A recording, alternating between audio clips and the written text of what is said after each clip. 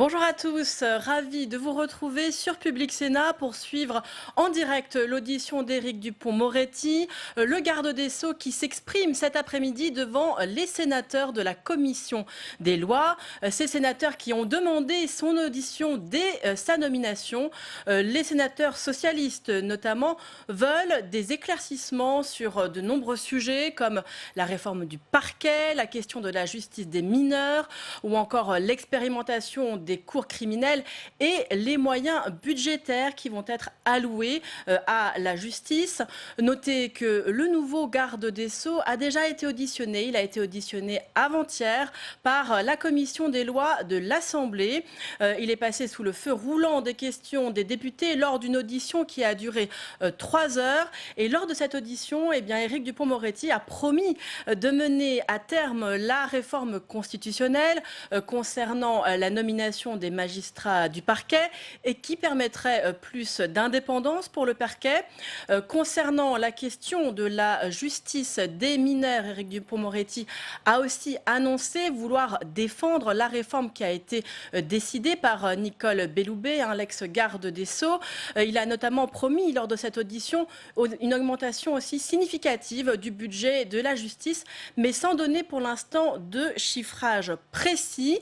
Il a en revanche annoncé une enveloppe de 8 millions d'euros permettant l'arrivée de 1000 vacataires pour régler le stock d'affaires accumulées et cela pendant le confinement. Concernant la question de la justice des mineurs, notez que cette justice repose sur une ordonnance qui est vieille de 70 ans, qui date de 1945, une réforme qui prévoit notamment un seuil d'irresponsabilité pénale fixé à 13 ans et qui instaure une nouvelle procédure pénale dans le but de réduire les délais du jugement. C'est un sujet qui crispe très fortement les syndicats. Vous le voyez, on voit déjà du monde qui est arrivé dans cette salle Clémenceau, salle où va se dérouler cette audition, une audition qui devrait durer 1h30 ici au Sénat. Elle avait duré, je vous le disais, 3 heures à l'Assemblée nationale. De nombreux journalistes sont présents pour cette audition très attendue du garde des Sceaux devant la commission des lois, commission qui est présidée par le sénateur Les Républicains Philippe Bas que vous voyez ici masqué conformément à ce qui dictent les règles depuis lundi. Il faut être masqué dans les lieux publics clos. Et tout de suite, nous allons pouvoir donc écouter cette audition. C'est donc Philippe Bas qui est en train d'introduire cette audition d'Éric Dupond-Moretti. Comment vous allez pouvoir mettre l'expérience que vous avez acquise au service de la défense des justiciables au service du redressement du service public de la justice. Nous ne pouvons évidemment nous satisfaire de porter le débat sur le terrain des principes généraux, ni de considérer que les modalités de nomination des procureurs, leur indépendance, le rôle du garde des Sceaux vis-à-vis des parquets sont les principales urgences de l'actualité judiciaire, même s'il s'agit de questions importantes. Pour nous, ce qui est essentiel, c'est de vérifier comment vous pourrez, par votre action, obtenir une accélération de la justice, une simplification de celle-ci, pour qu'elle soit mieux comprise de nos concitoyens, un rapprochement, plus de proximité à l'égard des justiciables. Et sur le plan pénal, nous attachons de l'importance à la remise à niveau de notre appareil pénitentiaire, qui est une des urgences que vous avez soulignées lors de votre prise de fonction, et aussi comment faire en sorte que, à la première infraction, des sanctions appropriées et certaines soient mises en œuvre. Nous attachons également de l'importance à la prévention de la récidive, qui est un mal français particulièrement important, et nous nous interrogeons finalement sur les moyens que vous serez en possibilité de mobiliser pour aller plus loin que la loi de programmation de la justice, que nous avons refusé de voter en raison de l'insuffisance des crédits qu'elle comporte par rapport aux évaluations que nous avions faites dans notre rapport d'avril 2017, 5 ans pour sauver la justice. Nous travaillons en effet depuis longtemps sur ces questions. Nous avons conscience de la nécessité d'un effort très important de redressement du service public de la justice à inscrire dans la durée, au-delà des échéances électorales, des alternances et des clivages politiques.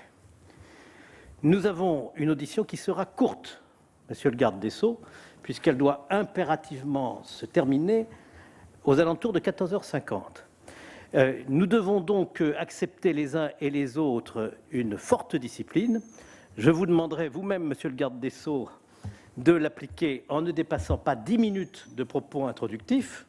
Mais mes chers collègues, au moment où vous aurez à poser vos questions, il faut que vous vous appliquiez la règle des 2 minutes que nous nous appliquons en séance, notamment pour les questions d'actualité, car sinon, ce sera une immense frustration pour le ministre qui ne pourra pas répondre à toutes les questions que vous souhaitez lui poser et auxquelles il a naturellement à l'avance à cœur de pouvoir répondre. Donc je ne serai pas plus long dans mon propre propos introductif pour cette première rencontre entre vous et nous. Je dois vous signaler que cette audition a été ouverte aux sénateurs de toutes les commissions et pas seulement aux sénateurs de la commission des lois, mais je serai contraint de donner pour les questions la priorité aux membres de la commission, même si j'espère que nous pourrons aussi avoir des questions d'autres collègues qui sont aujourd'hui présents, et leur présence montre à quel point le Sénat attache de l'importance à cette modernisation du service public de la justice. Vous avez la parole, monsieur le ministre. Monsieur le président de la commission des lois, mesdames et messieurs les commissaires aux lois, je suis heureux de l'occasion qui m'est aujourd'hui offerte, quelques jours après ma prise de fonction en qualité de garde des Sceaux, de pouvoir vous présenter l'action que j'entends mener à la tête du ministère de la Justice. Je suis heureux aussi de pouvoir évoquer avec vous les chantiers que je souhaite engager sans tarder pour rapprocher la justice des citoyens et améliorer son fonctionnement. Vous me permettrez donc de remercier très chaleureusement le président Philippe Bas pour son aimable invitation. Mesdames et messieurs les sénateurs, en préambule, vous le savez peut-être, une personne détenue du centre pénitentiaire de Roanne retenait jusqu'à il y a quelques minutes sa compagne à l'issue d'un parloir. L'équipe régionale d'intervention et de sécurité de Lyon s'est rendue sur le site. La prise d'otage semble terminée, si tant est qu'on puisse à cet instant la qualifier de la sorte. Et mes services vont évidemment me tenir rigoureusement informé de la suite des événements, encore que, à cet instant, tout danger semble être écarté. Monsieur le Président, Mesdames les sénatrices, Messieurs les sénateurs, vous savez comme moi que le temps est tout à la fois précieux et compté dans la présente mandature. Pour autant, des inflexions majeures peuvent d'ores et déjà être apporté à un système judiciaire dont vous pourrez convenir tristement avec moi qu'il souffre aujourd'hui d'une véritable défiance de la part de nos concitoyens. Cette situation, à l'évidence, n'est pas satisfaisante et je veux précisément m'employer à la corriger. Changer le regard des Français sur leur justice, les réconcilier avec elle. Ce sont mes espérances au moment où j'assume la responsabilité que m'a confié Monsieur le Président de la République et Monsieur le Premier ministre. Ce combat pour la restauration du lien de confiance entre les citoyens et la justice n'est pas seulement celui du ministre et de son administration, celui des magistrats, des greffiers, des agents qui tous, je le mesure chaque jour davantage, sont remarquables d'engagement, de compétence, de dévouement pour le service public de la justice. C'est le combat du gouvernement tout entier qui, par la voix du Premier ministre, a fait, vous le savez, de la réforme de la justice une priorité. Ce combat, il nécessite le soutien de la représentation nationale, et tout particulièrement celui du Sénat et des membres de votre commission des lois qui ont consacré d'importants travaux au projet ambitieux et partagé de redressement de la justice, pour reprendre l'intitulé de votre rapport d'information de 2017.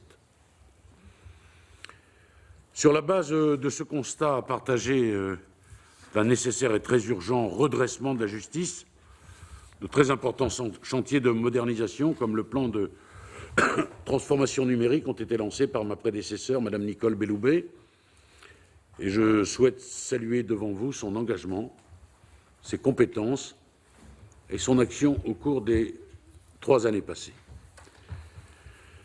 Il m'appartient désormais de faire aboutir plusieurs des importantes réformes lancées sous son ministère, comme la loi sur la bioéthique, le parquet européen ou encore la réforme tant attendue de l'ordonnance de 1945. J'ai déjà eu la grande satisfaction, hier, devant la Haute Assemblée, de porter une loi destinée à renforcer la lutte contre les violences faites aux femmes. C'est pour moi un honneur et un motif de grande satisfaction que d'avoir pu achever les travaux auxquels a participé ma prédécesseure et auxquels était associée, bien sûr, Madame Moreno, ministre de l'Égalité hommes-femmes. Sur ce sujet de première importance, toutes les actions seront engagées pour donner leur plus grande portée aux conclusions du Grenelle contre les violences conjugales. Je veux en particulier que les femmes victimes soient entendues, qu'elles reçoivent un meilleur accueil dans les commissariats et les gendarmeries et qu'elles soient prises en charge par le milieu hospitalier au plus près de leur domicile. Je souhaite créer à cette fin des unités de proximité dans les hôpitaux et j'ai obtenu l'assurance de leur financement. Je veux aussi qu'une réponse soit apportée à la personne qui, suspectée de violences conjugales, ne peut pas être déférée, car la procédure n'est peut-être pas terminée. Je souhaite qu'elle rencontre un magistrat du parquet qui la mette en garde contre ce type d'agissement, afin qu'il y ait un rappel de la loi indépendamment des poursuites engagées ou non plus tardivement. Au titre de ma feuille de route, pour les presque 600 jours à venir, il me revient, pour répondre à l'objectif de justice de proximité fixé par le Premier ministre, d'ouvrir de nouveaux chantiers et d'apporter surtout des améliorations concrètes au fonctionnement des juridictions. Le travail, vous le savez, ne manque pas pour le ministre de la Justice, mais aussi pour le Parlement dans différentes missions de législateurs, mais aussi de contrôleurs et d'aiguillons du pouvoir exécutif. Et je ne demande qu'à travailler étroitement et en confiance avec vous.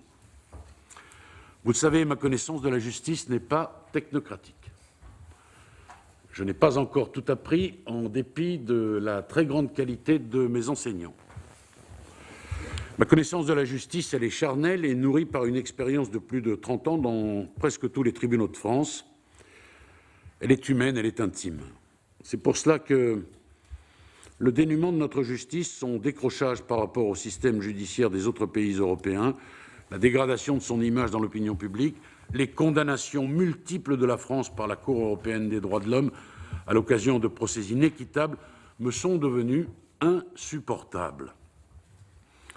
C'est pour ça aussi que j'ai décidé de m'engager aux côtés du Président de la République pour améliorer la justice de notre pays et agir au soutien des femmes et des hommes qui travaillent dans les juridictions comme dans les services et établissements de la protection judiciaire, ne les oublions pas, surtout pas, et de l'administration pénitentiaire, ne les oublions pas, surtout pas. La priorité de mon action porte donc, je vous l'ai indiqué, sur la mise en place d'une justice de proximité. Un petit point de sémantique, d'abord, tant il est vrai que mal nommer les choses, a écrit Camus, c'est aggraver les malheurs du monde. Le Premier ministre a évoqué la nécessité évidente d'avoir des juges de proximité. Beaucoup s'en sont étonnés. Il n'a jamais été question de rétablir ce qui a été supprimé en 2017. Mais, à droit constant, avec les pleines possibilités offertes par la loi de programmation et de réforme de la justice, de faire en sorte que la justice soit rendue au plus près de nos concitoyens. Tel est notre objectif. Et il peut être atteint par la tenue d'audiences foraines, en plus grand nombre, et surtout par l'utilisation effective des dispositions du nouvel article L218-8 du Code de l'organisation judiciaire. Cette disposition permet en effet au chef de cour d'attribuer des compétences matérielles supplémentaires à une chambre de proximité d'un tribunal judiciaire dans l'ensemble des matières civiles et pénales relevant de la compétence du tribunal judiciaire. Vous êtes la Haute Assemblée des territoires et il me faut vous préciser que ces attributions de compétences aux chambres de proximité ne sont pas prises unilatéralement et depuis Paris, mais au terme d'une réflexion et d'une concertation conduite localement après consultation du conseil de juridiction. Et ce conseil comprend notamment le maire de la commune, siège du tribunal judiciaire, le président du conseil départemental et le bâtonnier de l'ordre des avocats du ressort. Les élus doivent être écoutés et entendus car ils connaissent les préoccupations locales et je veux travailler aussi, permettez-moi d'insister sur ce point, au rapprochement des élus et de la justice. S'agissant des attributions de compétences, il me paraît souhaitable, sous réserve des appréciations locales, que les juges aux affaires familiales et les juges des enfants se déplacent dans les territoires ou encore que les petits délits et les incivilités soient rapidement jugés en proximité, qu'un effort soit fait également pour les victimes. Je suis très sensible à l'accueil qui leur est réservé. Elles doivent être entendues lorsque la gravité des faits justifie qu'une attention toute particulière leur soit portée. La réalisation de cet objectif nécessite des renforts en personnel et je sais, par le retour à la trajectoire de la loi de programmation et des améliorations ciblées, que ces objectifs, nous pourrons les atteindre. Je sais le Premier ministre attentif aux besoins de la justice. Et je vais mettre tout mon poids, a-t-on écrit, toutes mes forces, Madame la directrice de cabinet, dans la balance pour obtenir ces moyens nécessaires. Nous allons sans doute avoir l'occasion d'en reparler et je sais votre commission et votre Haute Assemblée très vigilantes à ce sujet. Comme en ont témoigné sur le projet de loi de finances pour 2020 les avis de la sénatrice Josiane Costes et des sénateurs Yves Détraigne et Alain Marc. Je souhaite également, ce sont là des réformes qui ne coûtent rien, généraliser sur l'ensemble du territoire les bonnes pratiques qui émanent des agents. Ces bonnes pratiques, mises au point et expérimentées dans les territoires, doivent pouvoir bénéficier à tous. Il s'agit là de bon sens avec une amélioration concrète pour le justiciable et le travail des juridictions. À titre d'exemple, un parmi tant d'autres, la crise sanitaire a conduit à améliorer localement l'organisation des convocations des justiciables, avec des horaires séquencés et adaptés. Ça peut paraître peu de choses, c'est primordial en réalité pour le justiciable, et c'est à son égard une marque de respect de l'institution. Il est aussi dans mes intentions, outre l'achèvement déjà mentionné des travaux initiés par ma prédécesseur, de poursuivre et de lancer un certain nombre de chantiers avec le même objectif d'amélioration de la justice et le traitement concret des difficultés. Je souhaite d'abord l'aboutissement de la réforme de l'article 65 de la Constitution. Cette réforme permettra de soumettre les nominations des magistrats du parquet à l'avis conforme du Conseil supérieur de la magistrature et il donnera au CSM un pouvoir de décision sur la discipline des magistrats du parquet à l'identique de ceux du siège. Un projet de loi constitutionnelle a déjà été adopté dans les mêmes termes par l'Assemblée nationale et le Sénat en 2016. Pour mener cette réforme à son terme, il est nécessaire qu'elle soit adoptée soit par référendum, soit par le Congrès. Cette décision appartient évidemment à Monsieur le Président de la République. Je veux ensuite faire aboutir une réflexion nourrie par l'expérience et que je porte depuis longtemps relative à l'enquête préliminaire et à la détention provisoire. L'enquête préliminaire dure trop souvent, trop longtemps. Elle n'est plus préliminaire, elle devient éternelle. Sans le contradictoire consubstantiel à l'idée même de justice, s'agissant de la détention provisoire, elle est nécessaire dans certains cas, mais doit rester, la loi le dit déjà, exceptionnelle.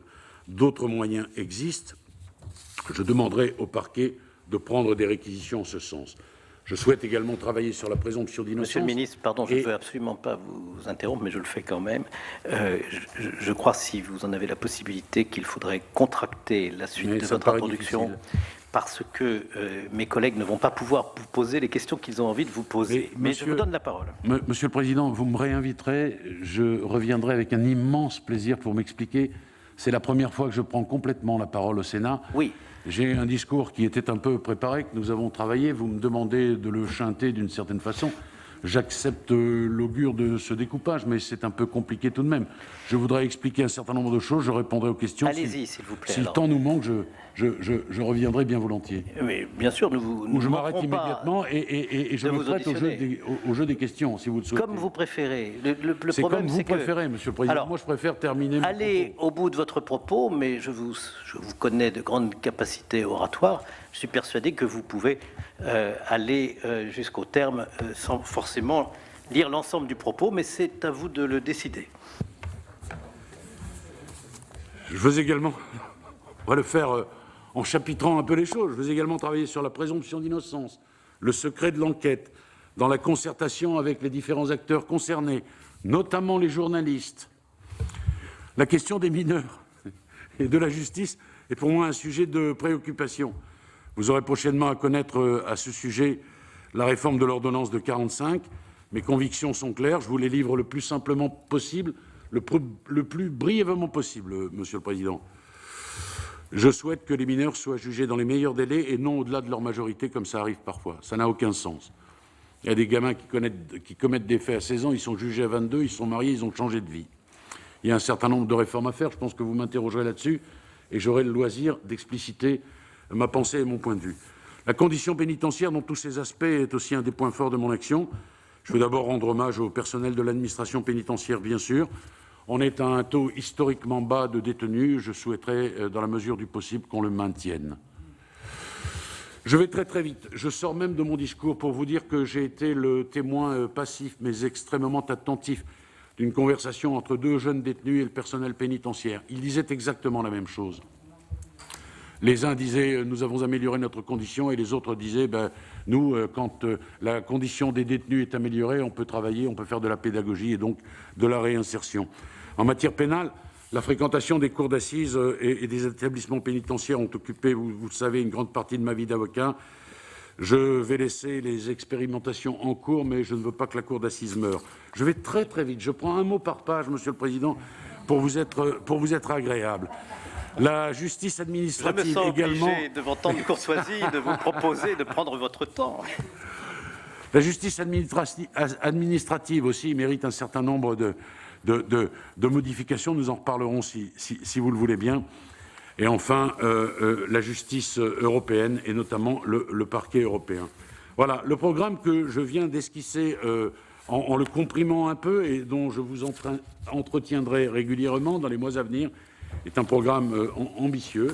Je sais pouvoir compter sur votre haute assemblée pour bénéficier à la fois de votre soutien, mais aussi de vos éclairages. Je vous remercie beaucoup, Monsieur le Ministre. Vous allez voir, vous allez pouvoir rentrer dans le détail en répondant aux questions de mes collègues. J'observe que cette affaire de justice de proximité, on avait sans doute mal compris le Premier ministre et qu'en réalité, c'est plutôt la proximité de la justice qui est votre objectif, que la justice de proximité, au sens où on l'entend depuis 2003, et l'institution des juges de proximité qui ont depuis lors disparu. Mais cette clarification était utile.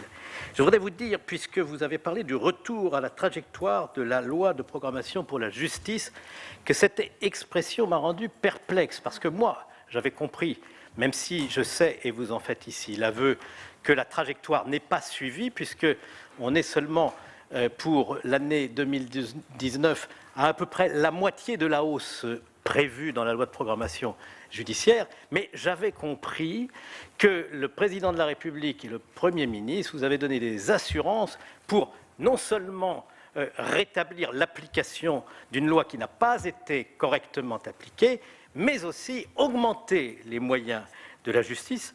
Et nous avons conscience, lorsque je vous dis cela, que les moyens qui sont nécessaires ne vont pas sans réforme, car on ne peut pas demander la hausse des moyens de la justice pour rendre la justice à l'identique. Et nous sommes évidemment très soucieux de vous entendre sur les chiffres de l'augmentation des moyens de la justice que vous voulez mettre en œuvre et sur les éléments de réforme pour la simplification, l'accélération de la justice et, comme vous l'avez mentionné vous-même, le rapprochement de la justice à l'égard des citoyens. Je trouve l'idée de développer ce qui existe déjà dans notre droit, à savoir ce qu'on appelle la justice foraine dans des termes incompréhensibles pour le public et qui revient à permettre aux greffiers et aux magistrats de se déplacer au plus près des justiciables pour rendre une justice de proximité. Je trouve que cette idée est une bonne idée, mais je voudrais savoir comment vous entendez la mettre en œuvre. Donc je vous redonne la parole pour que vous puissiez nous apporter à ce stade les précisions que vous êtes en mesure de nous apporter. Écoutez, Monsieur le Président, je vais vous être agréable et je vais être très rapide, car vous le savez, les arbitrages seront prochainement rendus. Donc pour les chiffres, il faudra que vous me réinvitiez et je les détaillerai très volontiers. Mon premier objectif, c'est de recoller à la trajectoire de la LPJ. Disposer de moyens supplémentaires pour mettre en œuvre la justice de proximité par la création supplémentaire, par exemple, de juristes assistants et par un soutien au personnel de greffe aujourd'hui en difficulté. Remettre à niveau, revaloriser certaines filières, comme la filière socio-éducative, les greffes, tout en étant attentif à la situation des autres personnels du ministère. Voilà ce que rapidement je peux vous dire. Pour les chiffres, vous le savez, il faut attendre un peu que les arbitrages soient rendus et vous aurez toutes les précisions lorsque je les aurai moi-même. Je vous remercie. J'espère que vous obtiendrez de bons arbitrages, Monsieur le ministre, car c'est nécessaire. Alors, je vais donner la parole maintenant à mes collègues. Si vous le voulez bien, nous prendrons les questions par groupe de 3. Et je donne la parole d'abord à Madame Troendlé. Merci, Monsieur le Président.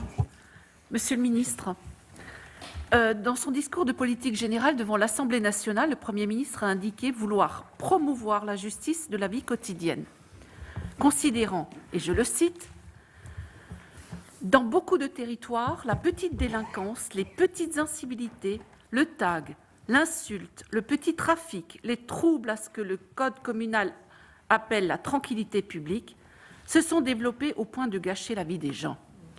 Ils se sont développés car, faute de réponse judiciaire, une forme d'impunité s'est installée. » Pourtant, Monsieur le ministre, depuis les années 90, la justice s'est efforcée d'apporter une réponse pénale à la grande majorité des infractions.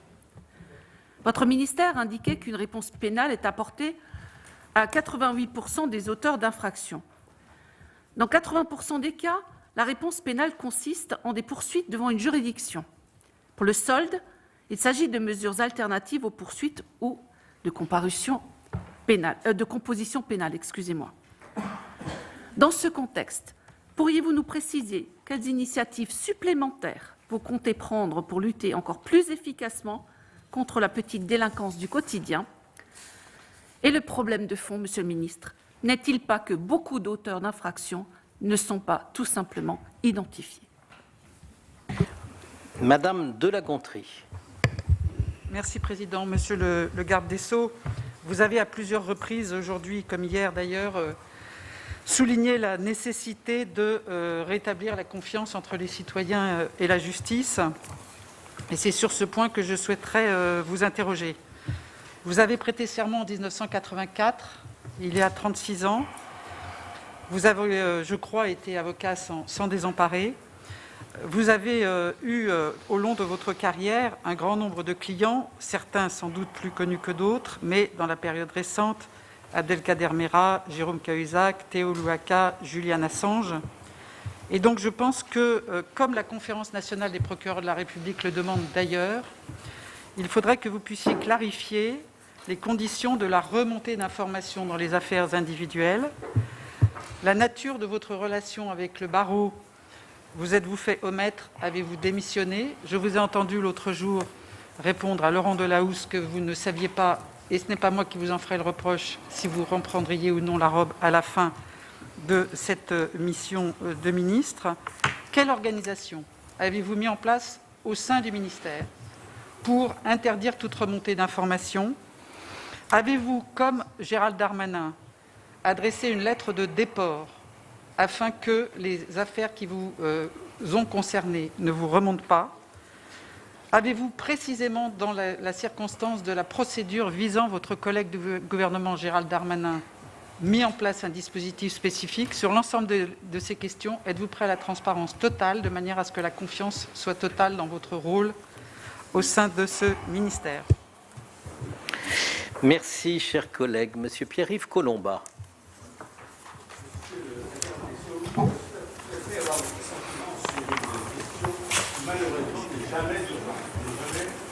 Je vais demander à Sueur aussi de prendre la parole. La Chambre représentant les territoires, c'est la question de la responsabilité pénale des maires et de leurs délégués. Si la longue file de leurs responsabilités universelles n'a rien à voir avec celle du citoyen lambda ou même d'un chef d'entreprise, voire d'un médecin ou d'un avocat, il en va différemment de leur responsabilité pénale. Au mieux, elle est la même. Souvent, elle est plus lourde au motif que l'intéressé est investi d'un mandat électif public, d'un pouvoir général de police ou dépositaire de l'autorité publique. Nous sommes nombreux au Sénat à considérer que la réduction de ce déséquilibre appelle la révision du Code pénal sur 3 points. Préciser les notions de prise illégale d'intérêt et de délit de favoritisme, ce que le Sénat a fait à l'unanimité par 2 fois ici, mais qui a disparu dans le trou noir de la navette. Préciser enfin l'article L. 122.4 du Code pénal en donnant force de loi à l'arrêt de la Cour d'appel de Douai du 10 octobre 2012 relaxant le maire de Coulsorle, précédemment condamné pour avoir donné une gifle à un adolescent provocateur. Un dossier que vous connaissez bien. Monsieur le garde des Sceaux, pensez-vous possible de faire évoluer les choses simplement en demandant l'inscription à l'ordre du jour de l'Assemblée nationale d'un des 2 textes votés par le Sénat? On gagnerait du temps et vous pouvez régler un problème qui traîne depuis des années et qu'on se refuse à regarder en face. Merci. Merci, chers collègues. Je vais continuer à vous donner la parole. Monsieur le ministre, je vous prie de m'en excuser parce que j'ai un afflux de demandes de collègues qui veulent vous poser des questions. Je voudrais autant que possible réussir à ce que chacun puisse poser sa question. Monsieur Wattebled. Je vais faire vite. Merci d'être présent, monsieur le ministre. Vous avez parlé du secret de l'instruction et moi j'aurais aimé votre sentiment en tant qu'avocat sur le secret de l'instruction. On a bien sûr la personne entendue, les personnes qui auditionnent, le juge, l'avocat et la presse. Et bien souvent la presse est informée à la minute près de l'instruction, quelquefois même avant le rendu. Et la personne qui est entendue se retrouve avec quelquefois des gros titres, toujours avec, je dirais quelques guillemets, mais bien souvent condamnée moralement en finalité. Et le temps que ça dure, cette personne pèse, porte ce poids-là. Ça peut durer 1 an, 2 ans. Et bien souvent, une certaine presse revient sur ces sujets, même si la personne n'a pas été condamnée juridiquement. Et ça, c'est un point où, dans votre fonction aujourd'hui, il faudrait... c'est un serpent de mer, il faudrait résoudre, parce que c'est pas possible de continuer comme ça. Quelqu'un qui est entendu est forcément un petit peu moralement, à la fin, par la presse, mis en examen. Monsieur le Président Sueur. Oui, merci Monsieur le Président. Monsieur le Ministre, vous avez parlé de l'indépendance du parquet et de la réforme du CSM. Je voulais vous demander, car vous avez sans doute pris des engagements lors de l'acceptation de ce poste, si vous pouvez vous engager à ce que d'ici la fin de ce mandat soit véritablement déposée une loi constitutionnelle. Elle a déjà été votée par les 2 assemblées, de telle manière qu'elle puisse venir au Congrès pour être rapidement votée. Mais je précise qu'il ne s'agirait pas, en l'occurrence, d'une loi portant une immense réforme constitutionnelle, concernant notamment le nombre de députés, de sénateurs, le mode, etc., car dans ce cas, on va naufrager la réforme. Si elle ne porte que là-dessus, il y a de fortes chances pour qu'elle existe. Et je voulais savoir ce que vous comptez faire à cet égard. Deuxièmement, Vous avez dit que vous alliez vous battre comme un forcené, ce qui n'est pas rien, pour que la cour d'assises ne meure pas.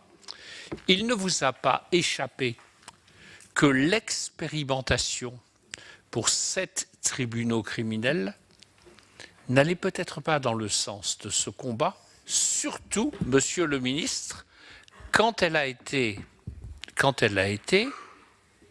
étendue à 31 départements d'après le projet de loi, 17 suite à la CMP. Allez-vous revenir sur l'expérimentation, mais il suffit d'un article de loi, Monsieur le ministre, vous le savez, sur cette expérimentation, afin de défendre bec et ongle, comme vous l'avez dit, là, le jury populaire. Et enfin, puisque vous êtes très attaché à la réforme de la justice des mineurs, allez-vous renoncer à la faire par voie d'ordonnance, mais plutôt nous présenter un projet de loi, ce qui permettra un véritable débat parlementaire sur le sujet. Je vous remercie. Eh bien, Monsieur le ministre, voilà une première moisson de questions, toutes très précises et intéressantes. Je vous donne la parole.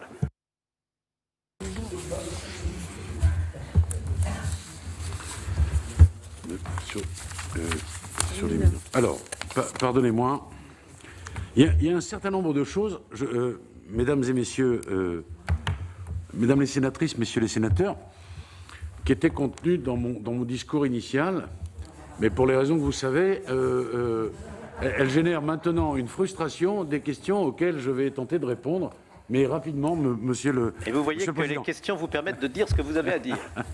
Bon, d'abord, première question qui m'est posée par Madame Trohandlé, sénatrice. Accordez-moi d'abord que quand les auteurs d'une infraction ne sont pas identifiés, ni vous ni moi, nous n'y pouvons quelque chose. Au-delà du taux de réponse, ce qui me paraît extrêmement important, c'est le délai de réponse. Je l'ai dit tout à l'heure, qu'un gamin commette des faits à 16 ans et qu'il soit sanctionné à 22, ça n'a strictement aucun sens.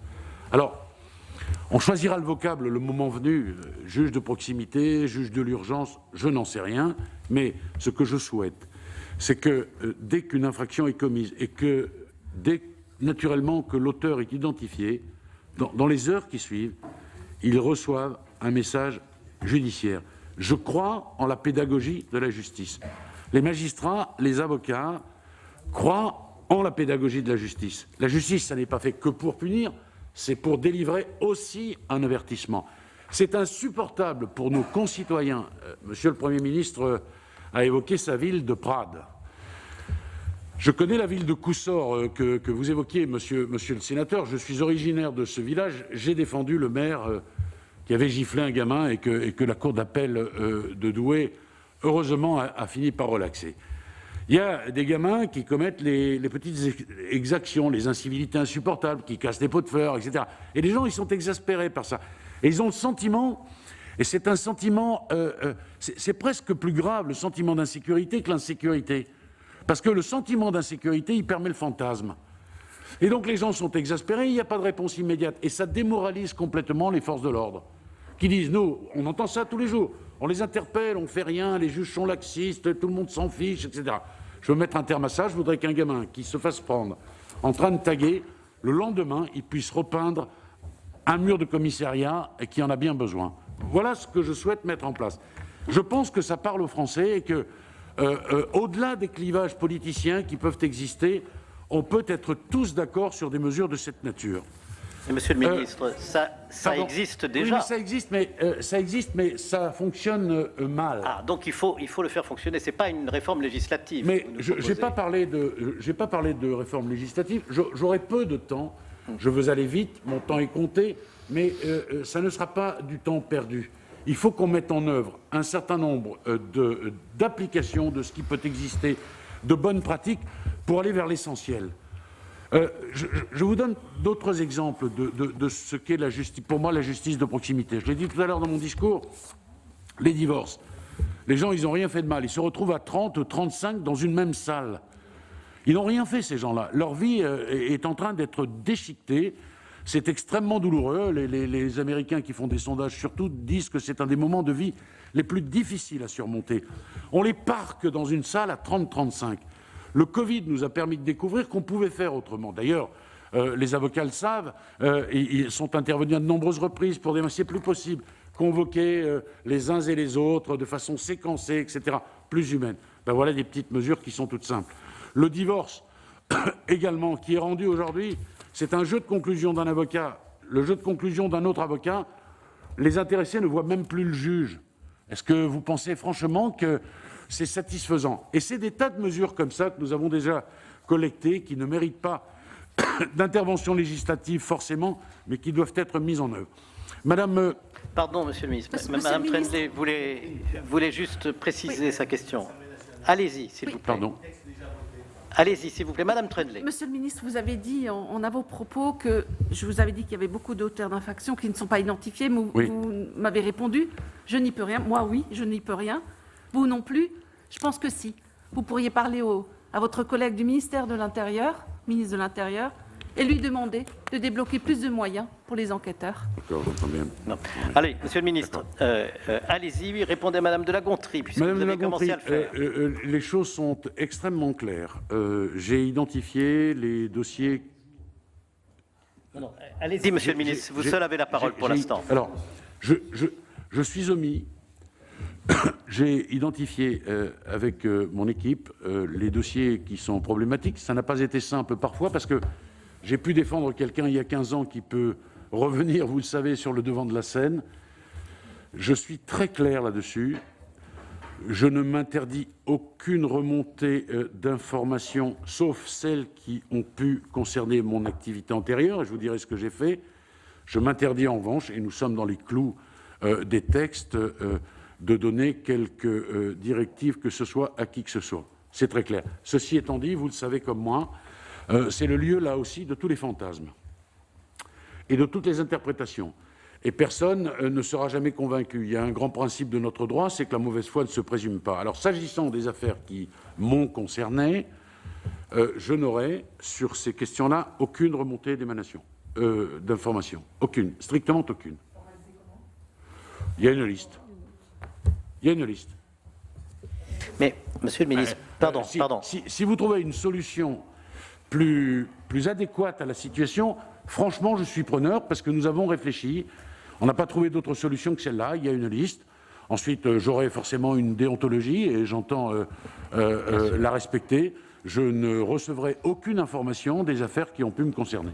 Nous ne pouvons pas avoir une exigence qui reviendrait finalement à interdire à un avocat de devenir garde des Sceaux. Oui. Mais, Monsieur le ministre, en laissant de côté votre cas personnel, il y a une chose que j'ai du mal à comprendre.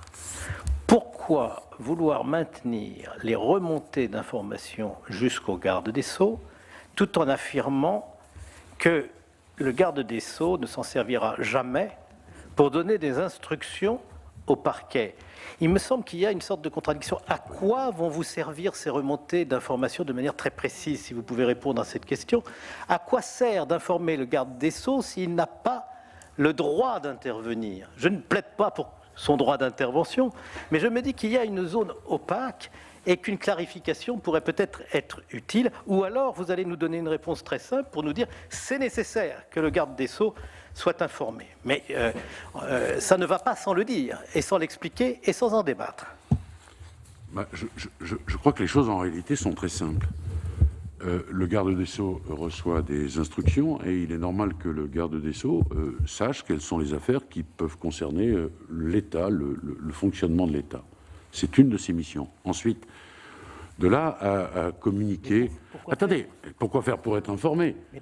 Mais pourquoi quand vous organisez une commission d'enquête, vous le faites pour être informé sur une situation.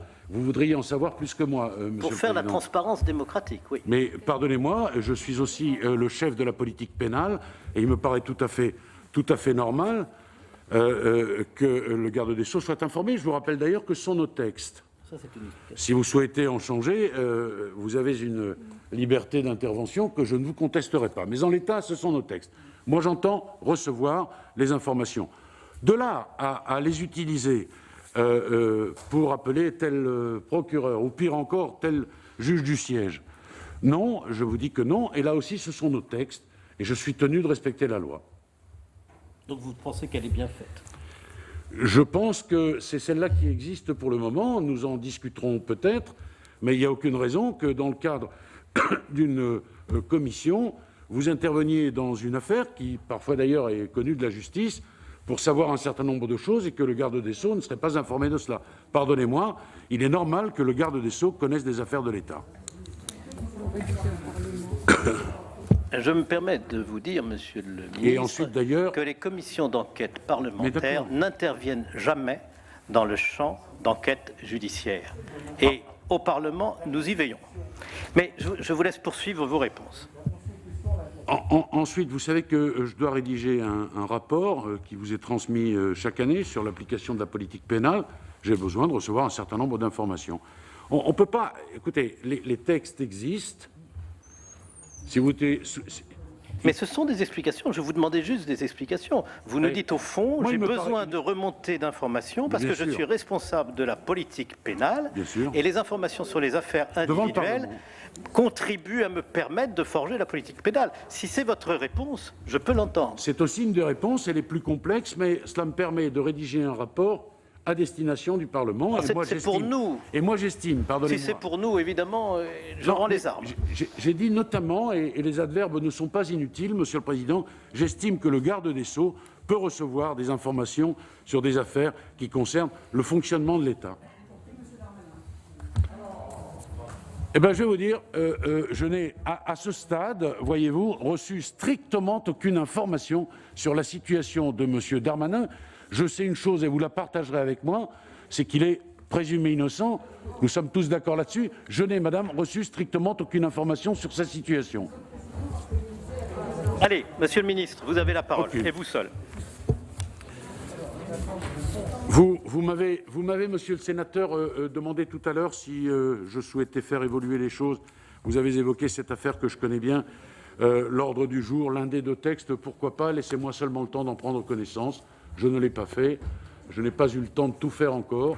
Je découvre un certain nombre de difficultés, de problématiques, et je vous avoue humblement que le temps qui m'a été imparti ne me permet pas, à cet instant, d'être au fait de l'ensemble des sujets, et en particulier, pardon, de celui qui vous préoccupe. Pardon, et ça n'est ni du désintérêt ni de la désinvolture, mais le temps étant ce qu'il est, je ne pense pas avoir perdu beaucoup de temps pour le moment, mais cette question très précise, je la regarderai. Mes services ont entendu ce que vous disiez et vous aurez une réponse prochainement. Le secret de l'instruction, la présomption d'innocence. Bon, vaste préoccupation pour moi parce que, d'abord, la dernière fois qu'on s'est préoccupé de la présomption d'innocence, c'était dans le cadre d'une loi qui remonte à bientôt 20 ans. Madame Elisabeth Guigou, loi qui porte son nom, et depuis, j'ai vu une dégradation des choses au point que la présomption d'innocence aujourd'hui est reléguée au rang d'accessoire. Tout le monde s'en moque.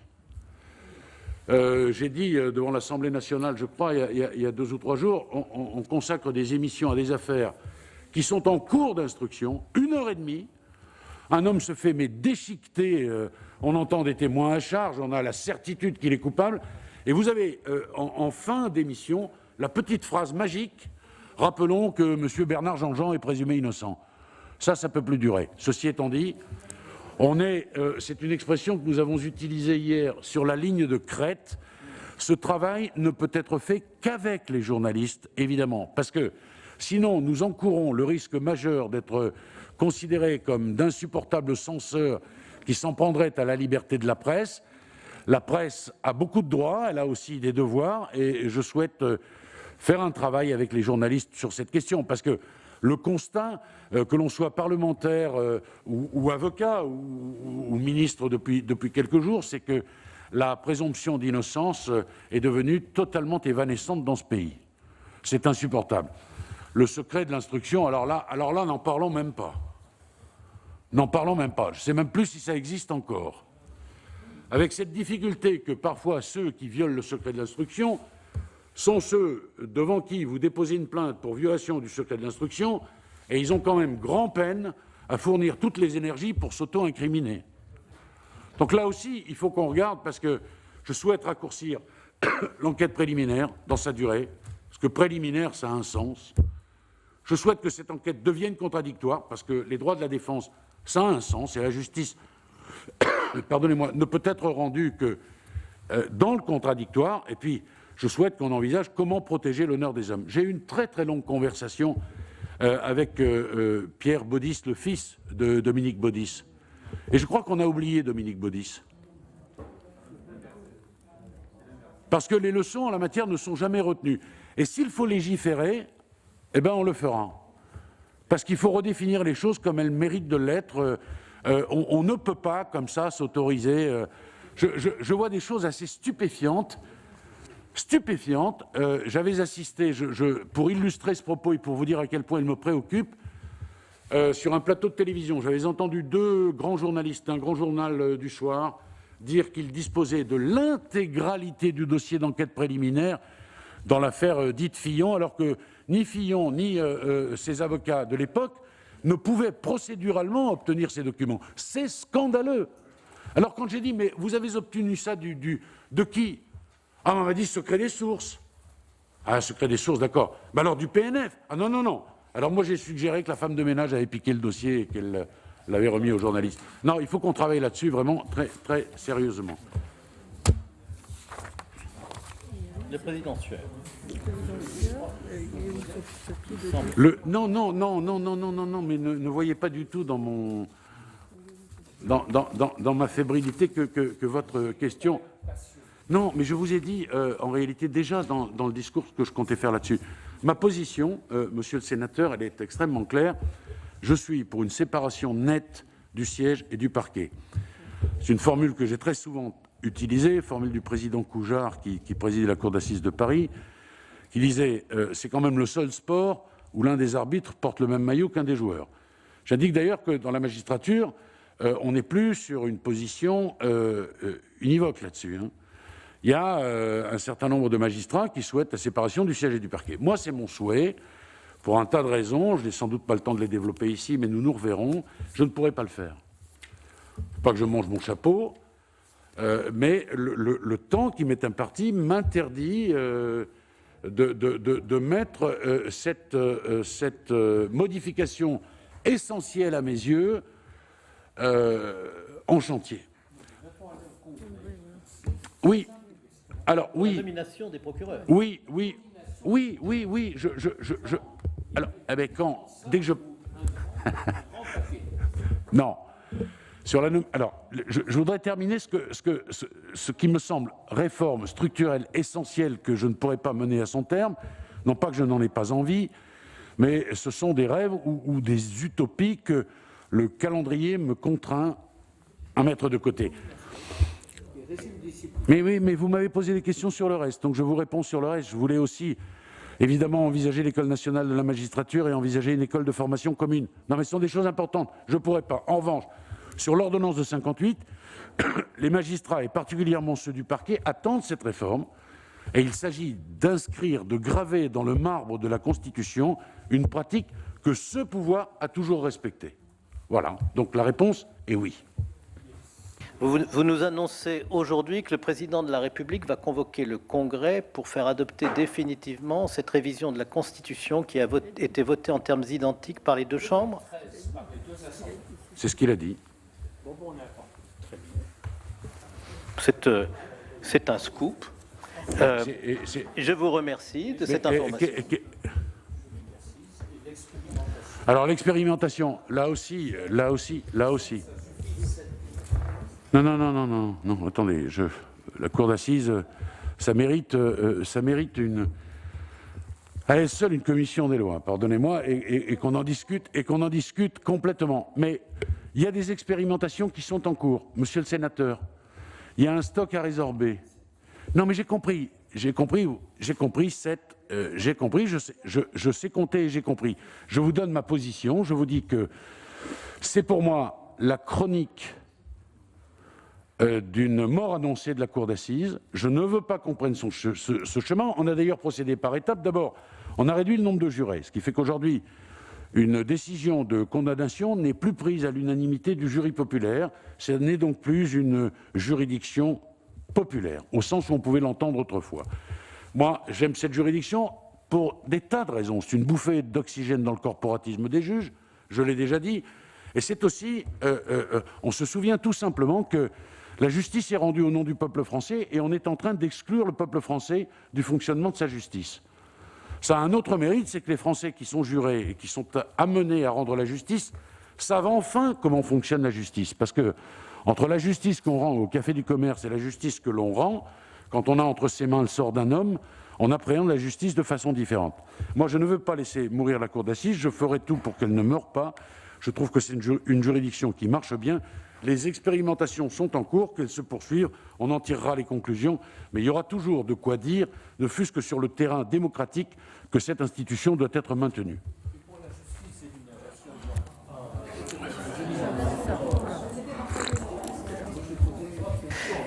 Mais...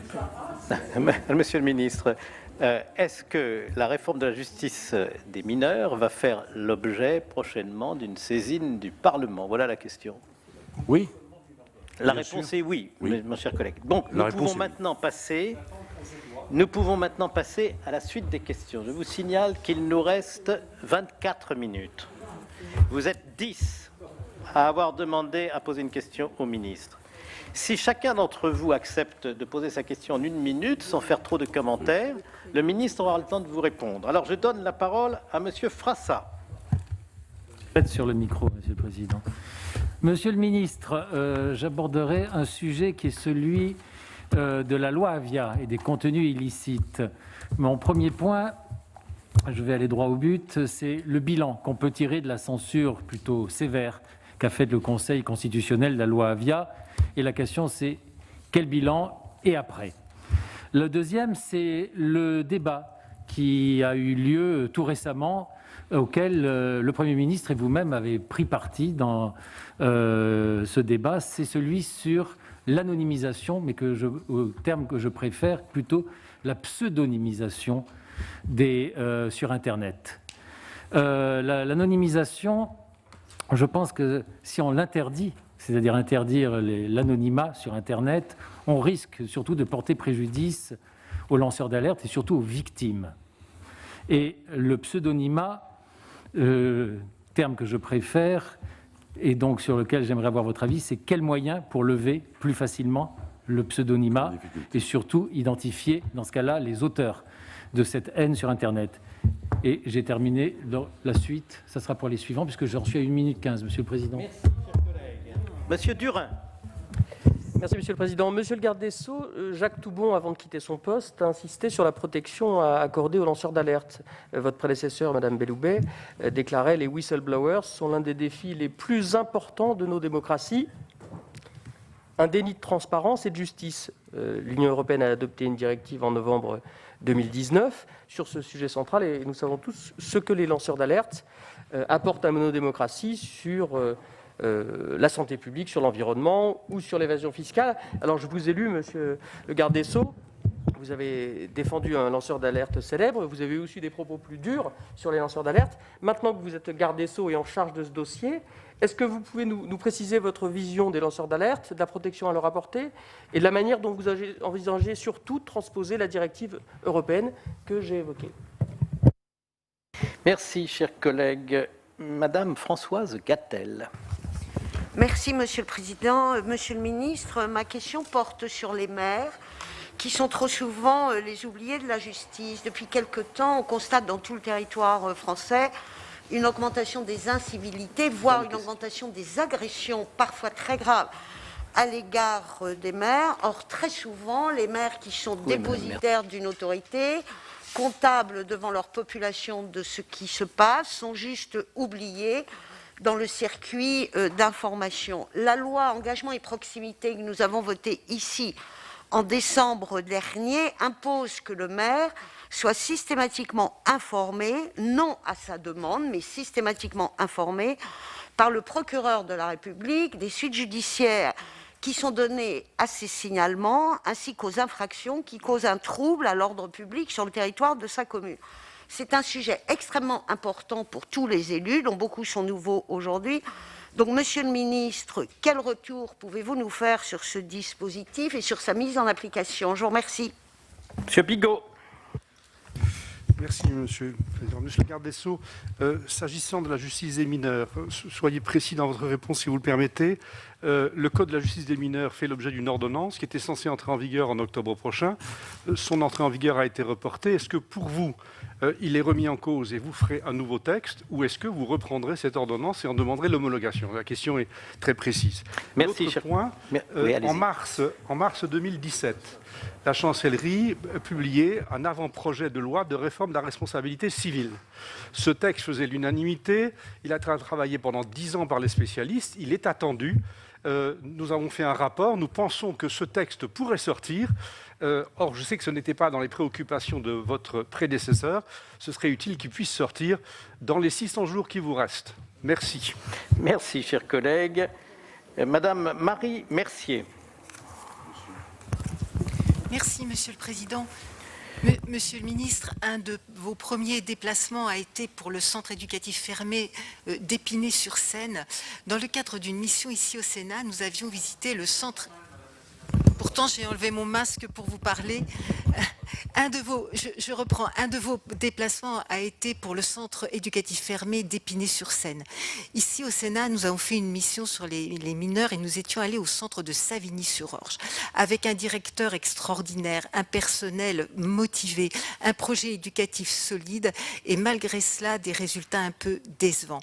Et le directeur nous avait dit, vous savez, ces jeunes, ils sont abandonnés, seules quelques mamans viennent les voir, mais pas de papa. Donc, quand les jeunes en arrivent là, c'est un vrai échec de l'éducation, un vrai échec de l'accompagnement à la parentalité. Aussi, je voudrais savoir, Monsieur le ministre, si vous pensez, vous aussi, à la réelle efficacité des centres éducatifs fermés. Pensez-vous qu'il faille en construire de nouveaux, sachant que dans celui que vous avez visité, il y a un défaut de recrutement du personnel et que vraiment la solution, elle est aussi dans la formation du personnel qui accompagne ces jeunes. Merci, chers collègues. Monsieur Tani Mohamed Soli. Merci, Monsieur le Président. Monsieur le garde des Sceaux, vous avez évoqué tout à l'heure la proximité de la justice. Or, ça fait 10 ans que le justiciable mahorais est éloigné de son juge d'appel, puisque il y a 10 ans était créée la chambre d'appel détachée de Mayotte, rattachée à la cour d'appel de Saint-Denis.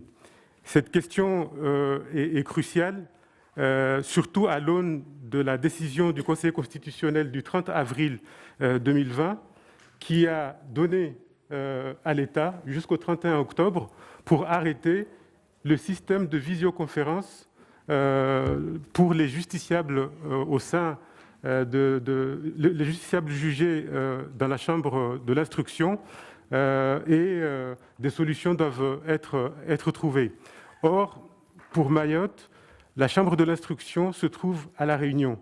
Il ne s'agit pas d'un caprice, c'est une question centrale parce que voilà une situation où le parquet général, le procureur général chargé de la politique pénale, eh bien, se trouve à 2000 km d'ici. Donc, comment peut-il décider efficacement de la politique pénale à Mayotte s'il n'en connaît pas la réalité? Cette question est ancienne.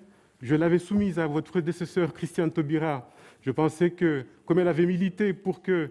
le garde des Sceaux comprend très bien votre question, cher collègue. La chambre détachée de la Guyane vis-à-vis de la Martinique s'arrête. Je pensais qu'elle allait se saisir de cette question. Très bien. À quand, le garde des Sceaux va vous répondre. Monsieur le garde des Sceaux, à quand la cour d'appel de plein exercice de Mayotte? Monsieur François-Noël Buffet. Monsieur le ministre, vous avez indiqué tout à l'heure que le temps de l'enquête préliminaire était beaucoup trop long. Nous pouvons partager évidemment cette analyse.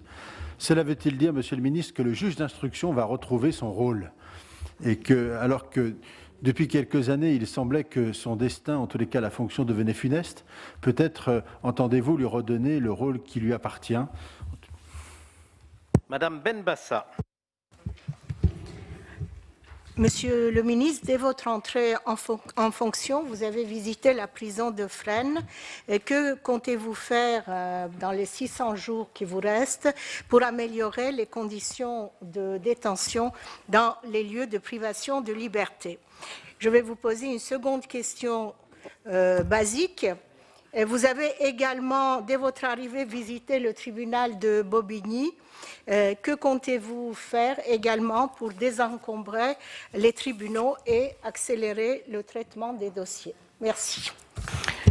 Certains tribunaux sont dans un tel état de vétusté qu'au lieu de les appeler tribunaux judiciaires, on devrait les appeler cours des miracles.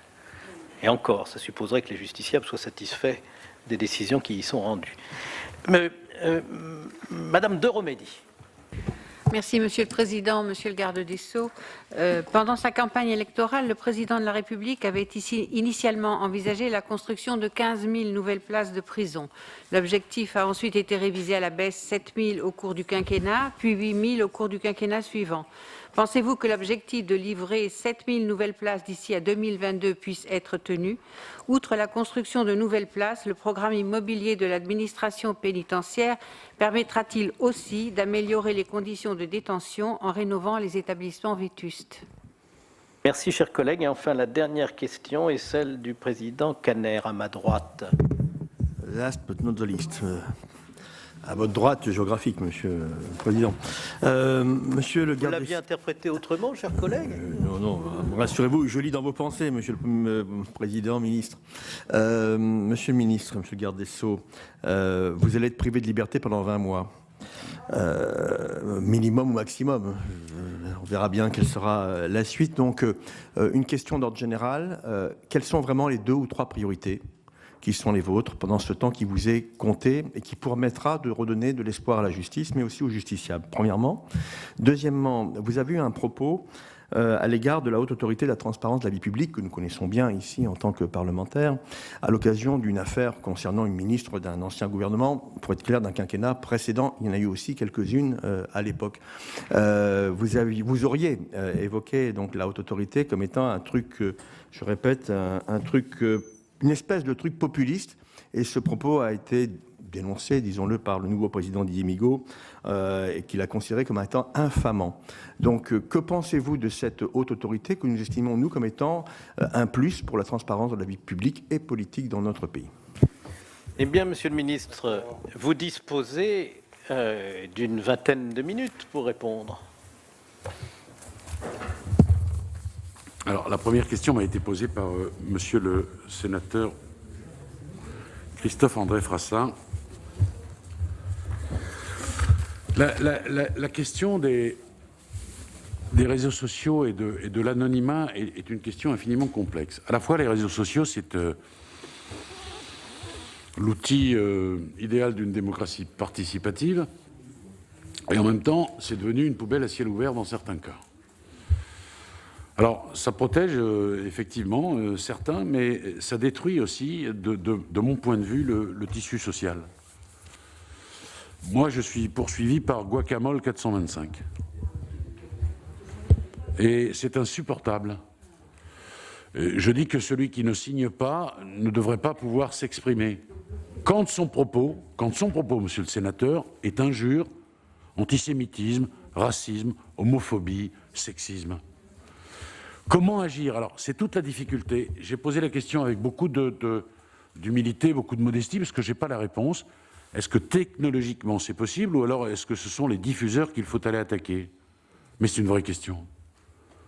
C'est une vraie question. Je pense qu'on vit une époque un peu folle, d'hypermoralisation, qui nous contraint à une forme de manichéisme. Il faut être pour ou contre, c'est blanc ou noir, les uns deviennent les censeurs des autres. Cette époque devient folle. Et le ciment de notre nation, c'est ce qui nous unit et pas ce qui nous distingue.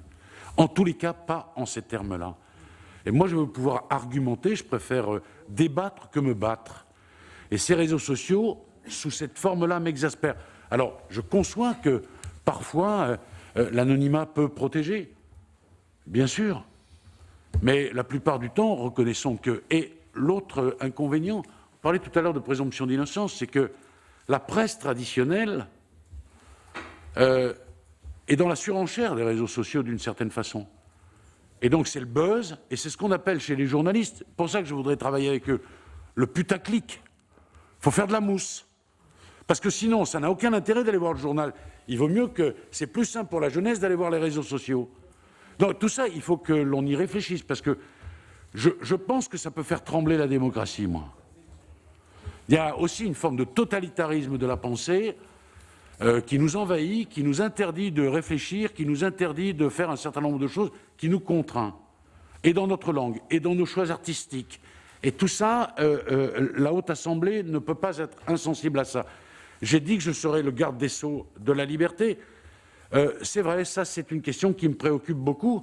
Je voudrais d'abord voir comment techniquement on peut aborder la chose avant d'y apporter une réponse claire, nette et plutôt précise. Les lanceurs d'alerte. Alors, les lanceurs d'alerte, vous avez évoqué le fait tout à l'heure que j'ai défendu Julian Assange. D'abord, il faut définir ce qu'est le lanceur d'alerte, parce que je l'ai dit à l'époque. Non, mais je sais, mais je reprends ça parce que je l'ai entendu. Madame la sénatrice l'a évoqué tout à l'heure. Il faut définir qui l'on protège et qui, au fond, est un délateur. Lanceur d'alerte, est-ce que c'est l'anoblissement des délateurs ou est-ce que c'est quelque chose de différent? Julian Assange, je l'ai dit à l'époque, je peux m'exprimer très librement là-dessus. Il est à la fois, il a apporté à notre pays un certain nombre d'informations dont nous pouvions avoir besoin. En même temps, parfois, il est allé sur le terrain de la vie privée, je ne l'ai pas suivi sur ce terrain. Voilà, un premier distinguo à apporter. Puis, je veux vous dire qu'il est évidemment nécessaire d'adapter notre droit à la directive lanceur d'alerte. Ça n'implique pas de tout changer, mais des adaptations et une consultation sera faite sur la question. On a ensuite évoqué les maires qui sont agressés. Je demanderai au procureur d'appliquer le nouveau texte. Je le ferai très prochainement. J'ai souri quand vous posiez la question parce que c'est au fond... Monsieur le ministre, pouvez-vous nous préciser quel nouveau texte vous leur demanderez d'appliquer? Monsieur le président de la commission, un texte nouveau est entré en vigueur, il faut l'appliquer. Je ne l'ai pas, je n'ai pas son numéro, je n'ai pas sa date. Vous l'avez peut-être en mémoire, moi non. C'est parce que... Je réponds à la question qui m'est posée. Vous voyez ? Sur l'information du procureur au maire. Ah, c'est l'instruction de votre prédécesseur, je comprends. Oui. C'est une instruction qui vise à mobiliser les parquets pour la défense des maires quand ils subissent des agressions ou des incivilités. Et c'est aussi d'ailleurs, d'une certaine manière, une remontée d'informations. Et c'est très important, ça fait suite aux travaux du Sénat. Et il faut que ce texte reçoive une application, bien sûr. Et quand je ferai la circulaire idoine, j'indiquerai naturellement tout ce qui permettra d'identifier ce texte, Monsieur le Président. Mais là, ma mémoire et la vôtre d'ailleurs sont sur ce point très précis, peut-être un peu défaillantes, et c'est normal. Il y a tellement de choses à retenir. Il n'y a pas une loi qui aggrave la répression des incivilités à l'encontre des maires, mais il y a une instruction donnée par le garde des Sceaux. Une instruction donnée, voilà. Pour être précis, vous avez raison d'exiger de moi que je le sois. Vous m'avez ensuite posé la question, monsieur le sénateur Bigot, sur l'ordonnance de... J'entends évidemment poursuivre sur les textes et sur les projets qui ont été présentés avant ma nomination. Ce sera notre base de travail. Quand... Oui, c'est ce qui est prévu. Non mais attendez, monsieur le sénateur, moi j'arrive depuis 10 jours. Si vous pensez que j'ai eu le temps de préparer un nouveau texte, vous me prêtez des pouvoirs qui ne sont pas les miens et une compétence qui n'est pas la mienne. Je pense qu'à défaut, madame, pardonnez-moi, je voudrais répondre à monsieur le sénateur, à défaut d'obtenir votre adhésion, j'aimerais au moins un peu votre attentisme. Voilà. Ce qui est prévu, c'est que l'ordonnance soit présentée. Et s'agissant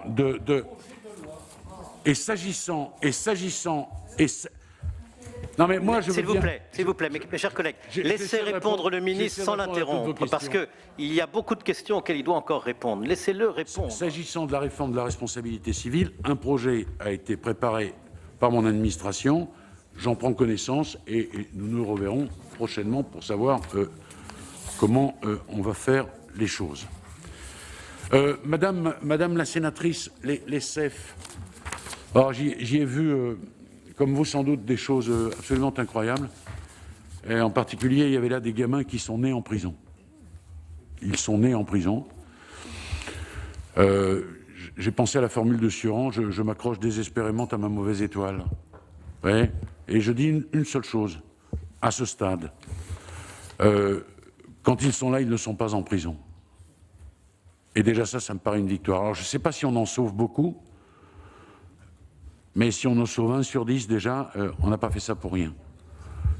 Je reviendrai sur ces questions évidemment quand je les aurai étudiées plus en profondeur, mais je pense que tout ce qui est alternatif à la prison, c'est quelque chose qui va dans le bon sens. Et d'ailleurs, je crois qu'une question m'a été posée en ce sens. Il y a 2 façons de maintenir le taux. C'est une question qui m'a été posée, pardonnez-moi, par Madame la sénatrice Esther Benbassa. Benbassa, pardonnez-moi. D'abord, il y a le bloc peine qui rentre en application. Vous savez que le Covid a permis que le taux de détention soit historiquement bas, puisque les cambriolages, par exemple, il n'y en a pas eu beaucoup, puisque les gens étaient confinés chez eux. Bon. Que l'activité économique, nous l'espérons tous, reprend. Malheureusement, l'activité délinquentielle reprend aussi. Donc pour le moment, je suis dans une forme comment dirais-je, je suis dans l'attente de voir comment les chiffres vont évoluer. Mais je vais demander au parquet. Je ne peux pas faire grand-chose, je n'ai aucun pouvoir sur les juges du siège. Et si j'ose cette plaisanterie, en la matière et en la matière seulement, je le regrette. Je trouve qu'on abuse de la détention provisoire, ce n'est pas d'aujourd'hui qu'on le dit. La loi consacre déjà cette idée que la détention provisoire est une exception et en réalité, on sait très bien que ça devient souvent la règle. Et déjà dans les travaux parlementaires, après l'affaire Doutreau, on avait signalé, stigmatisé l'idée que le recours à la détention provisoire était une espèce de mauvaise habitude culturellement ancrée dans l'esprit de notre institution. Donc, il y a 2 façons maintenant de maintenir ce chiffre au niveau le plus bas et pour des tas de raisons. C'est le bloc peine, bien sûr, et puis un certain nombre de réquisitions qui pourront être prises par les procureurs, et puis peut-être aussi, pardonnez-moi, élever un peu le débat sur ces questions et repenser ce qu'est la prison. Parce qu'on a la chance d'appartenir à ce merveilleux pays qui est le pays des droits de l'homme. Et des tas de gens ont écrit sur ce qu'est la prison. Elle a un triple but, la prison. C'est évidemment de punir, de mettre à l'écart de la société un homme, une femme dangereux, et de réinsérer. Et on ne peut pas envisager l'un sans les 2 autres. Or, la prison est galvaudée aujourd'hui. Et dans certaines affaires où le critère de dangerosité, par exemple, n'est pas là, on constate une inflation du recours à la prison en termes de décisions rendues par les tribunaux ou les cours d'appel. Et alors l'autre façon d'intervenir, c'est la détention provisoire.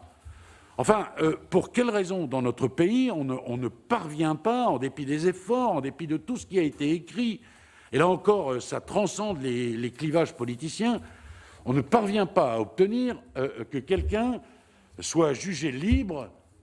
Évidemment, dans certains cas, vous l'avez bien compris, il y a des cas où le problème ne s'oppose pas en termes de dangerosité, de gravité des faits. Moi je l'ai dit, pas de baguette magique, je ne veux pas de matraque, je ne serai pas le garde des sceaux du laxisme, mais je ne serai pas un garde des sceaux ultra répressif, évidemment. Mais on pourrait réfléchir autrement. Eh bien voilà, quelques pistes, la détention provisoire, réfléchir à la prison. Mais le garde des sceaux, quand un homme est jugé, il n'était pas très efficace quand il était avocat, il l'est encore moins quand il est ministre. Hein. Ce n'est pas lui qui prend la décision. Mais on peut aussi d'ailleurs obtenir l'intervention législative pour mettre des seuils. Parce que si je ne parviens pas à obtenir ce que je souhaite, évidemment, on envisagera cette solution. Elle a déjà été envisagée par le passé. Je voudrais vous rappeler qu'à un moment, on ne peut pas incarcérer un homme pour un vol simple, 3 ans d'emprisonnement. Et on a vu des pratiques judiciaires insupportables qui contournaient la volonté du législateur. On retenait des circonstances aggravantes, notamment la bande organisée, et on a vu fleurir des vols en bande organisée avec un maximum encouru supérieur à 3 ans, et comme ça on pouvait retourner vers nos vieilles habitudes délétères et réincarcérer de façon provisoire. Donc il faut veiller à tout ça. On a un arsenal complet, et moi j'entends que le taux de détention ne redevienne pas celui qui autorise la Cour européenne à nous condamner régulièrement pour les conditions inhumaines et dégradantes de nos prisons. Parce que, Voilà, nous interrompons cette audition d'Éric Dupond-Moretti car dans une dizaine de minutes exactement commencent les questions d'actualité au gouvernement. Ce rendez-vous phare de la semaine parlementaire lors duquel les sénateurs vont pouvoir questionner, interpeller le gouvernement. En attendant, alors que retenir de cette audition d'Éric Dupond-Moretti ? 1. Le fait que le nouveau garde des Sceaux insiste sur l'instauration d'une justice de proximité. Pour lui, il faut rétablir le lien de confiance entre le citoyen et la justice. Et pour cela, le garde des Sceaux réclame l'accélération des délais de la justice. Également noté qu'il a insisté sur le combat du gouvernement contre les violences faites aux femmes, après le texte adopté hier par le Sénat et qu'il a d'ailleurs défendu dans l'hémicycle, le garde des Sceaux, qui est critiqué par les associations féministes depuis sa nomination. Mais le temps fort, le moment de tension de cette audition, c'est sans conteste ce moment où Éric Dupond-Moretti a dû répondre sur les remontées d'informations que le garde des Sceaux a sur des affaires individuelles. Il répondait à une question de la sénatrice socialiste Marie-Pierre de La Gontrie qui lui a demandé quel dispositif était mis en place pour qu'il n'ait aucune remontée concernant les affaires dans lesquelles il a plaidé comme avocat. Écoutez la réponse d'Éric Dupond-Moretti. Je ne m'interdis aucune remontée d'informations, sauf celles qui ont pu concerner mon activité antérieure, et je vous dirai ce que j'ai fait. Je m'interdis en revanche, et nous sommes dans les clous des textes, de donner quelques directives que ce soit à qui que ce soit. C'est très clair. Ceci étant dit, vous le savez comme moi, c'est le lieu là aussi de tous les fantasmes et de toutes les interprétations. Et personne ne sera jamais convaincu. Il y a un grand principe de notre droit, c'est que la mauvaise foi ne se présume pas. Alors, s'agissant des affaires qui m'ont concerné, je n'aurai, sur ces questions-là, aucune remontée d'informations. Aucune, strictement aucune. Voilà, sur ce temps fort de cette audition, notez enfin qu'au niveau du fond, Éric Dupond-Moretti a également confirmé que le président de la République convoquerait le Congrès pour réviser la Constitution et faire en sorte que la nomination des magistrats du parquet se fasse avec l'avis conforme du Conseil supérieur de la magistrature. C'est un scoop, a d'ailleurs réagi le président de la commission des lois, Philippe Bas. Il faut dire que cette révision constitutionnelle tant attendue est de plus en plus hypothétique. On va passer tout de suite aux réactions à cette audition, salle des conférences, où arrivent les ministres. Vous voyez notamment la nouvelle ministre de la Culture, Roselyne Bachelot, qui se rend salle des conférences. Et Alexandre, une réaction sur cette audition. Vous êtes avec le sénateur socialiste Jacques Bigot. Avec le sénateur Jacques Bigot. Et d'abord une réaction à ce moment de tension durant l'audition d'Éric Dupond-Moretti sur la remontée d'informations qu'il pourrait avoir en tant que ministre concernant des affaires dans lesquelles il a plaidé en tant qu'avocat. Qu'est-ce que vous avez pensé de la réponse du ministre ? Je pense qu'elle n'est pas d'une clarté absolue. Ce qui est important, il est logique que le ministre de la Justice, garde des Sceaux, ait une information, puisqu'il doit donner le sens de la politique pénale, sur ce qui se passe globalement et quelles sont les pratiques des parquets. Mais toute information concernant des affaires personnelles ne devrait pas remonter au garde des Sceaux. C'est important de le faire, et d'autant plus que Éric Dupond-Moretti a été avocat, il y a le secret professionnel, il ne peut pas faire la liste des gens qui ont été ses clients, ceux qu'il a défendus publiquement, ça c'est connu, mais il y a aussi des gens qui sont venus le consulter, se renseigner, etc. Donc il faut clairement empêcher, et c'est vrai pour lui, mais pour tout garde des Sceaux, qu'il y ait des remontées d'informations personnelles. Alors, durant cette audition, le nouveau ministre de la Justice a défendu l'idée d'une justice de proximité, d'une proximité de la justice. Est-ce que vous croyez qu'il va mener à bien ce chantier ? Alors, on n'est pas très clair sur la notion de proximité de la justice. Ce qui peut paraître intéressant, c'est de dire que les juges devraient aller se déplacer dans les chambres de proximité. Aujourd'hui, on a un tribunal judiciaire, parfois 2 par département, parfois un seul par département, et puis des lieux de justice qui étaient des anciens tribunaux d'instance, qui sont des chambres détachées. pourquoi est-ce qu'effectivement les juges aux affaires familiales, les juges des enfants, n'iraient pas dans ces juridictions-là procéder à leurs audiences? Ça me paraît tout à fait possible. Moi, je l'avais suggéré. Donc oui, je suis intéressé à cette justice de proximité. Pour le reste, s'agissant des incivilités et autres, on est sur une autre thématique. C'est pas le... Et puis, il ne faut pas oublier que le garde des Sceaux a plein de bonnes intentions. La vraie question, c'est quels seront les moyens dont il disposera en 600 jours pour faire bouger la justice. Le budget de la justice sera notre attente. Et la question des moyens de la justice, le garde des Sceaux n'y a pas vraiment répondu. Merci beaucoup, Jacques Bigot, d'avoir répondu à mes questions. Merci beaucoup Alexandre. Dans quelques minutes maintenant vont commencer les questions d'actualité au gouvernement. Vous le voyez sur cette image, il y a du monde qui arrive, salle des conférences. Parmi les thèmes importants lors de cette séance, notez qu'il y aura une interpellation du gouvernement par la droite sénatoriale avec une question de François-Noël Buffet à Éric Dupond-Moretti justement sur la réponse pénale aux actes de violence, alors qu'il y a eu une multiplication des actes de violence, des actes d'incivilité, mais aussi un certain nombre de faits divers et de crimes extrêmement graves ces derniers jours. Notez que l'on voit également arriver Gérard Larcher, le président du Sénat, qui va pouvoir dans quelques minutes présider cette dernière séance de questions d'actualité au gouvernement. Autre thème important, la question de la gratuité des masques, alors que depuis lundi, les masques sont obligatoires dans les lieux publics clos. Hier, le président de la République, Emmanuel Macron, a exclu la gratuité des masques pour tous. Voilà qui fait réagir notamment le groupe communiste. Et d'ailleurs, Alexandre, vous êtes avec la sénatrice communiste du Val-de-Marne, Laurence Cohen. Et oui, Laurence Cohen, est-ce que c'est aux contribuables de payer des masques gratuits pour tous? Emmanuel Macron, le président de la République, pense que non. Écoutez, moi ce que je pense surtout avec l'ensemble de mon groupe, le groupe communiste républicain citoyen écologiste, c'est que les masques doivent être pris à 100% par la sécurité sociale.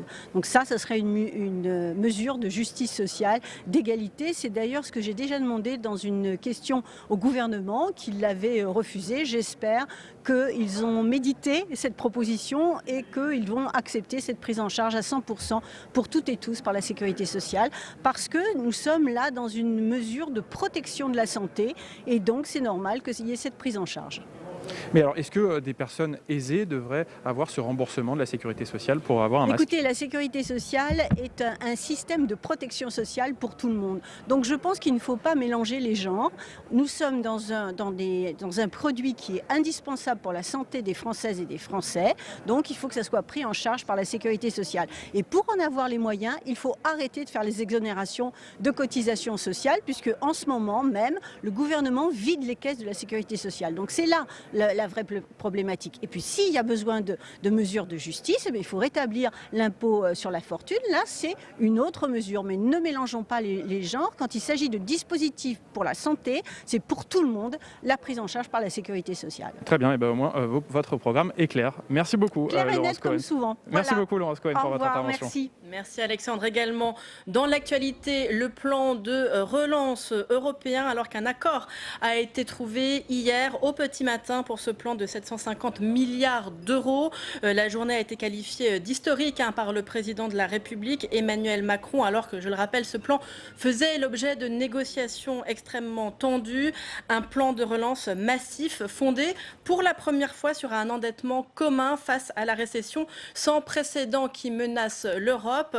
Et Alexandre, pour commenter cette nouvelle actualité, vous êtes avec le président LR de la Commission des affaires européennes, le sénateur Jean Bizet. Effectivement, Jean Bizet, le président de la République, parle d'une victoire historique pour l'Europe avec ce plan de relance et cet endettement commun. Est-ce qu'Emmanuel Macron n'en fait pas un peu trop dans ce service après-vente de ce plan de relance?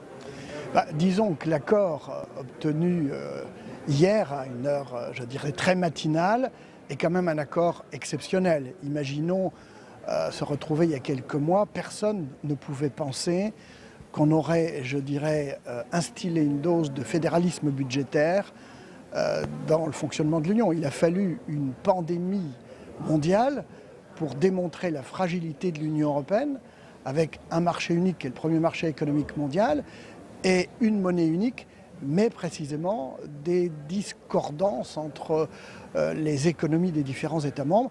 Il fallait donc un début de budget commun, un endettement commun, En ce sens, je dirais cet accord est quand même un accord historique. Alors, la question qui se pose après l'émotion de la victoire et de l'annonce d'hier, c'est comment on va financer ce plan. Est-ce que vous êtes vraiment sûr qu'au final, ce ne sont pas les contribuables français qui vont payer cet endettement ? Il ne faudrait pas que ce soit les contribuables, je dirais, européens qui payent. Il est bien évident que ça nous oblige, cet accord nous oblige à être courageux politiquement, inventifs. On sait le faire en règle générale en Europe, en France en particulier. En clair, ça suppose que nous trouvions ce qu'on appelle des ressources propres. Et en dehors de la taxe sur les plastiques usagés, qui est une taxe qui devrait rapporter 3 milliards d'euros, mais qui a vocation à s'éteindre en fonction du caractère vertueux du comportement de nos concitoyens, moi j'estime qu'il y a d'autres pistes. Et d'autres pistes que celles également toujours de la taxation, de l'innovation ou autre, que ce soit pour les GAFAM. Il faut trouver un modus vivendi pour effectivement faire en sorte que ces grandes entreprises n'échappent pas, comme les autres entreprises le font, à une participation financière. Moi je pense, si vous voulez, à la lutte contre la fraude sur la TVA. Et la fraude sur la TVA au niveau européen, c'est 60-70 milliards. Eh bien, une quote-part sur, je dirais, cette mise en œuvre serait bénéfique pour amorcer les ressources propres. Donc une taxe sur l'activité des géants du numérique en Europe, vous n'y êtes pas très favorable? Écoutez, chacun connaît la position de l'OCDE en la matière. Ça suppose également un vote à l'unanimité. C'est pas facile, ce n'est pas facile. Il faut trouver le juste équilibre entre faire payer ces grandes entreprises, je dirais, qui sont presque virtuelles au niveau de la taxation, sans casser l'innovation, sans se mettre en porte-à-faux avec les États-Unis, quoique, l'extraterritorialité des lois américaines nous prouve que nous devons nous affirmer la puissance de l'Europe. Moi, je pense plutôt à d'autres alternatives. Voilà. Une taxe carbone aux frontières européennes, rapidement, vous êtes pour? Indispensable. Indispensable. Pour moraliser, entre guillemets, certains rapports et pour éviter les fuites de carbone. Très bien. Ça ne va pas freiner un peu nos importations? Peut-être un peu, mais il faut moraliser également tout cela. Très bien, merci beaucoup Jean Bizet d'avoir répondu à mes questions et dans quelques instants, la séance des questions d'actualité du Sénat au gouvernement va commencer. C'est tout de suite.